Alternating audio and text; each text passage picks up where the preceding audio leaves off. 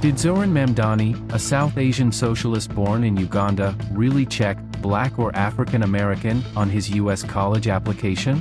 Yep, he did. Because my mother made a film called Mystery Masala and met my father in the process of. And at the time, she was looking for funding for that film, and she told the story. It was about a love story between an African-American man and an Indian-Ugandan woman. And she went up to a financier, and he said, where are the white actors in this story? And she said, don't worry, they'll be the waiters. And she taught me that if we don't tell our own stories, no one else will. And too often when it comes to stories about people of color, by people of color, we don't have that funding. So the crux of the reason why I joined DSA in the first place is because as someone who came up through the Palestinian Solidarity Movement, I knew of a term, and many of us do, called PEP, Progressive Accept Palestine.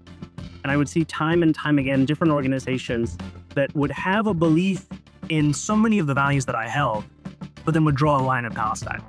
They would not want it to be applicable to the fight for justice and solidarity in Palestine. And the reason that I joined DSA, if I had to pick one, was because there was no exception for Palestine. It was because the same fight and the same struggle was understood to be a universal one. And this was an organization that not only understood that, but sought to lift up what was going on in Palestine by endorsing EDS. And so I'm in this organization because we did just pick and choose the battles that everyone was ready for in this very moment, but because we picked and chose the battles that were right, and then are extensions of the values that we have as socialists. Why? Because, in his words, the identity boxes were too limiting. So instead of selecting Asian, which applied, he also checked Black. He wasn't accepted to Columbia. But here's the catch, that data just leaked, thanks to a massive university breach, and it's reopened an old wound, race-based admissions. He says it wasn't to gain an edge, but to reflect a complex identity. Yet he only self-identified as Black on his applications.